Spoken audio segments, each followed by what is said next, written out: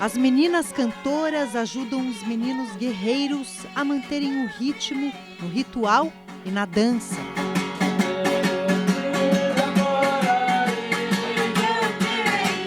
Aqui as garotas deixam a música de lado para bater um bolão.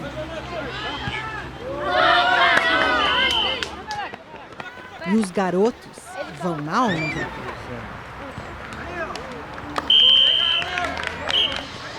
O campo escolhido foi o da Tecoá Piauí, na terra indígena do Jaraguá, zona noroeste de São Paulo. Enquanto alguns se divertem, esse grupo percorre o território para checar se está tudo tranquilo nas matas.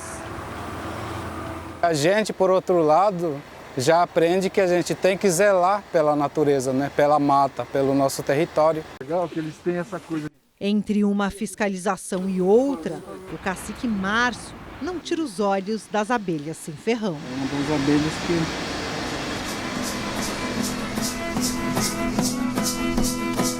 Outro pessoal faz o barreamento da nova Casa de Cultura e Artesanato.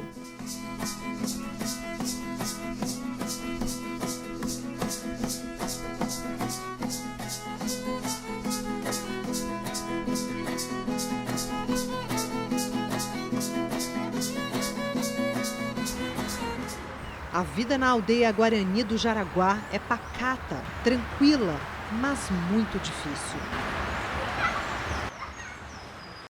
Uma luta diária de homens e mulheres como o cacique Sérgio Fernandes, da Tecoá Piauí, ou a cacique Arapoti, também chamada de Maria Santos, da Tecoá Itaverá, ou o cacique Márcio Veramirim, da Tecoá Iviporã. Tem também líderes como Tiago Henrique Carai de Cupé e tantos outros.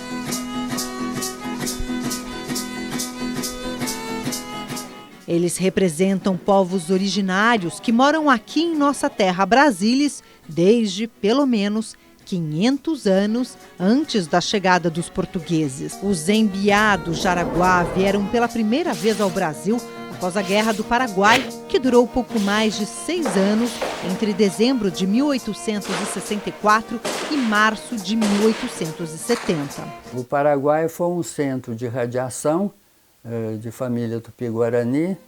Já a saga dos Guarani do Jaraguá começou cerca de 60 anos mais tarde, no fim da década de 1920, com a sua migração histórica pelo Brasil em busca da terra sem mal. Especialmente o Guarani tem a terra o mito da terra sem mal, é o paraíso na terra. Eles acham que indo em direção ao Oriente eles encontrariam o seu paraíso. E foi o que fizeram. Seguindo a orientação de líderes messiânicos da própria etnia, deixaram o Rio Grande do Sul por volta de 1925. Mas, para chegar à Terra Sem Mal, era preciso atravessar o que chamavam de a Grande Água, o Oceano Atlântico. O jeito foi subir a costa brasileira em direção ao norte, atrás do melhor caminho para chegarem ao seu paraíso na terra, no Oriente. Eles passaram por Santa Catarina e Paraná até chegarem ao litoral paulista. O primeiro reconhecimento oficial de sua chegada foi em 1927, com a aldeia do Bananal de Peruíbe. Em 1962, foi a vez da aldeia de Tariri, na mesma região. São os guaranis que acabaram povoando o litoral de São Paulo, né, que a gente vê, e que formaram a população caiçara, como a gente chama hoje. Alguns deles ficaram aqui no Planalto de São Paulo e aqui vivem, né, desde então. Segundo relatos da imprensa na época, já no Planalto Paulista, eles se instalaram primeiro em Parelheiros, na zona sul da capital, em uma fazenda cedida pela igreja no início da década de 1980. Anos depois, no fim da mesma década, foram para o Pico do Jaraguá. Mas na versão Guarani, Eles chegaram em São Paulo bem antes, quase 2 séculos atrás. Nas histórias transmitidas de geração em geração, os primeiros indígenas dessa etnia começaram a migrar pelo Brasil após as guerras guaraníticas, ou Guerra dos Sete Povos, entre 1753 e 1756, na fronteira do Rio Grande do Sul com a Argentina. E já na segunda metade do século XVIII, subiram pelo litoral, passaram o Planalto Paulista e foram até o Espírito Santo. O mais importante é considerar os povos originários, os chamados povos indígenas, né, é considerá-los como os habitantes originais dessa terra.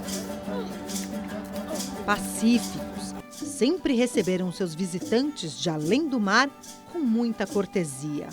Aliás, essa é uma das principais características dos Guarani, a diplomacia. Uma comunidade que sempre preferiu o diálogo antes da agressão. Nós, povo Guarani, não somos um povo da guerra, nós somos um povo do conflito. Sempre fomos um povo muito diplomático. Então é uma forma de luta indígena, luta meio silenciosa. Os indígenas, principalmente o Guarani, eles não gostam muito de confronto direto, né?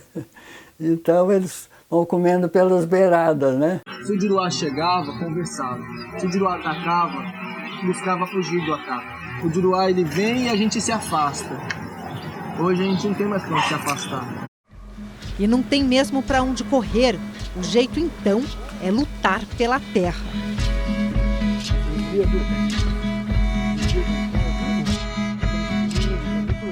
São 532 hectares de terra indígenas, aqui na terra indígena Jaraguá. Nós somos mais ou menos hoje em 600 habitantes aqui, né? Entre jovens, crianças, mulheres, idosos, adultos, enfim. Todos vivem aos pés e ao redor do Pico do Jaraguá, um dos pontos turísticos mais importantes de São Paulo, que ocupa uma área de cerca de 5 quilômetros quadrados no coração da zona noroeste de São Paulo. Uma região privilegiada e valorizadíssima por sua localização estratégica e pelo interesse crescente de empreendedores imobiliários. A gente também sofre com o avanço agressivo da cidade. A especulação imobiliária assedia demais a nossa comunidade. Eles vendem o marketing do Pico do Jaraguá, a janela do Pico do Jaraguá, mas não são eles que protegem esse pico, né?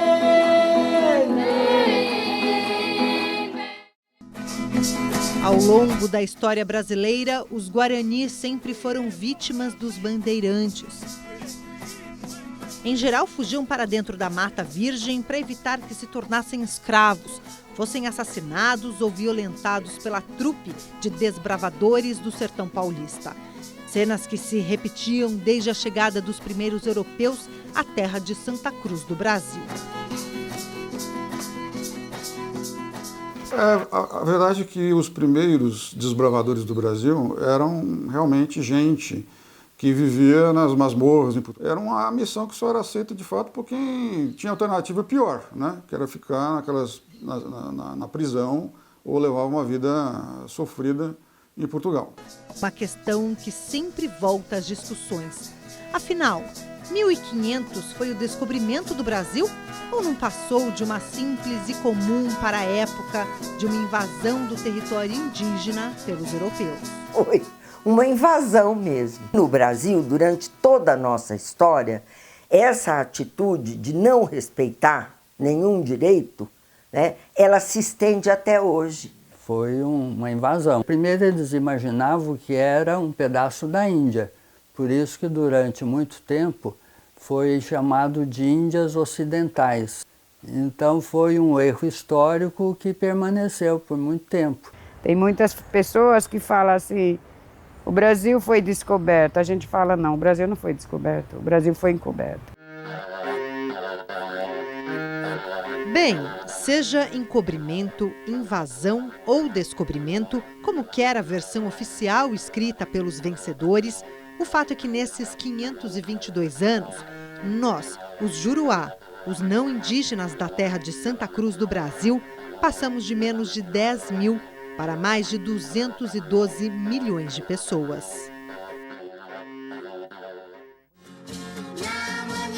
Enquanto isso, os indígenas, os humanos que habitam esse território há mais de 1000 anos, foram reduzidos para pouco mais de 20% de sua população inicial.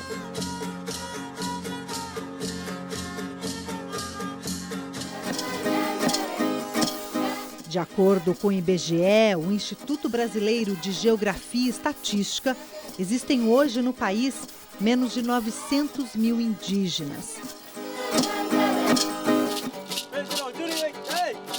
A estimativa para 1.500 varia de acordo com a fonte, mas fica entre 4 e 6 milhões de nativos. Sabe-se também que ao longo dos séculos, de 3 a 5 milhões de indígenas foram escravizados, torturados, aprisionados, violentados, sejam por portugueses, espanhóis, franceses, alemães ou holandeses.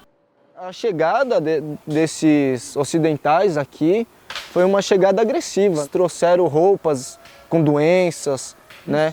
Eles trouxeram a pólvora, eles trouxeram, enfim, muita destruição. Exatamente, um genocídio.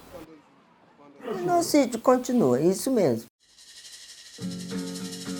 Os originários que sobreviveram nesses 5 séculos de invasão ocidental ocupam menos de 15% do território nacional em 725 reservas e terras indígenas. São povos que agora aguardam o resultado do julgamento do marco temporal no Supremo Tribunal Federal.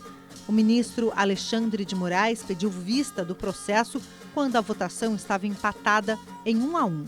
A decisão sobre a demarcação da aldeia Xokleng de Santa Catarina será usada como referência para decisões sobre centenas de áreas indígenas que aguardam a demarcação.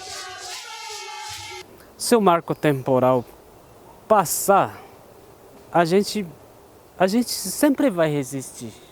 Continuar a luta, a gente nunca vai desistir. A gente está há mais de 500 anos resistindo e não é agora que a gente vai parar. Isso aí acabar de uma vez. E redefinir uma política indigenista que é totalmente anti-indígena. Enquanto o marco temporal continua em banho-maria na mais alta corte do país, os povos originários não perdem de vista a necessidade de manter seus territórios livres de especulações, invasões e crimes ambientais. Entre uma oração para Nhanderu, o deus supremo dos Guarani, e os cuidados para manter a comunidade unida, percorrem as trilhas no meio da mata com um objetivo claro: manter a floresta em pé. Cuidar e preservar a reserva é uma atividade comum para os diferentes povos da floresta, um ensinamento passado de pai para filha. Ele sempre fala: minha filha, a gente tem que saber ouvir o que a floresta diz pra gente, porque ela fala com a gente, né? A árvore fala com a gente, às vezes é doido, pode parecer loucura para as outras pessoas, mas a árvore fala com a gente, os animais falam com a gente, as estrelas, a lua, elas estão falando, né? Seus espíritos estão falando com a gente também. Chay Suruí, de Rondônia, tem 24 anos. Ela é um dos clássicos exemplos de jovem liderança indígena. No ano passado, foi a única brasileira a discursar na Cúpula Mundial do Clima, em Glasgow, na Escócia. O Brasil ele tem mais de 300 povos indígenas, com todas as suas sabedorias e culturas e suas formas de se autodeterminar. Todos os povos indígenas fazem que esse trabalho mesmo de proteger a floresta, né? de não deixar que a floresta morra. Nós somos a floresta ela faz parte do que a gente é. O fato é que é impossível falar de floresta sem pensar nos riscos que ela corre, seja com os desmatamentos e queimadas ilegais que só aumentaram nos últimos anos, desde a posse de Jair Bolsonaro em 2019. ou com as invasões criminosas de garimpeiros ou madeireiros e seu desprezo pela terra e pela vida selvagem. Para outro jovem líder que prefere ser chamado de Chondaro, que significa guerreiro em Guarani, aos 27 anos, sabe muito bem o que precisa ser feito. A terra está pedindo socorro e o que a gente está fazendo é atendendo esse pedido mesmo. Nosso entendimento de terra, né, é uma terra que o dono somos todos nós, o dono são as árvores, o dono são os espíritos, os donos são os animais. E ao mesmo tempo essa terra ela não tem dono, ela é livre para todos nós viver. Mas o Juruá chegou com essa ideia, né, da posse, da terra privada, da água privatizada, né, daqui a pouco com ar privatizado.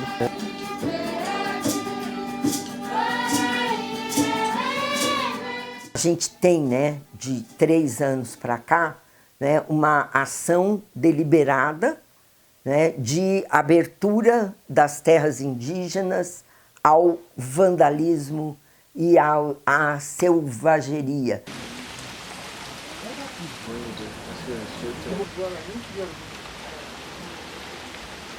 Não pode sobrar uma pepitinha de ouro, não pode sobrar uma árvore, não pode sobrar um rio, um nada.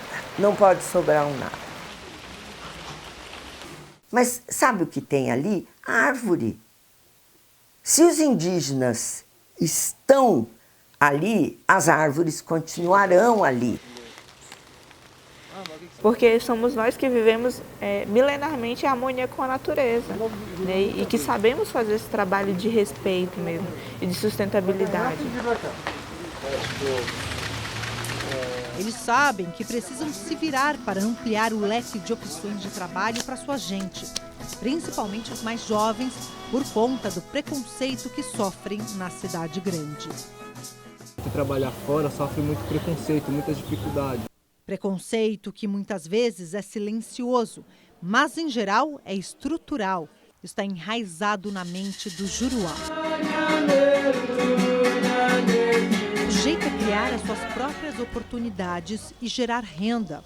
Aqui utilizaram a técnica do barreamento, uma mistura de argila com feno para construir essa nova casa de cultura e artesanato da Tecoá Iviporã.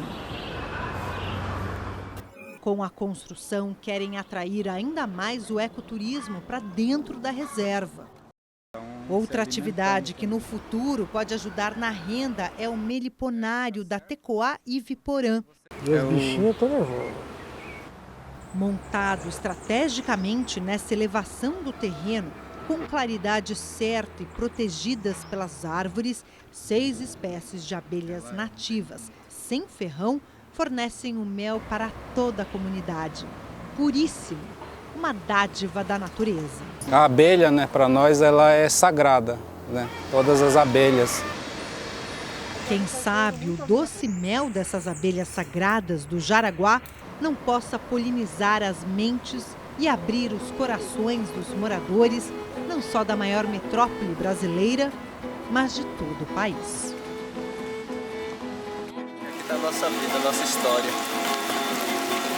Quem somos, né? Quando a gente sabe quem somos, a gente tem um caminho, né? Um direcionamento. Eu acho que essa missão não é de um documentário, não é a missão do governo, é a missão de todos nós brasileiros, né? Que temos essa tarefa de entender melhor o que acontece e tentar preservar para podermos melhorar.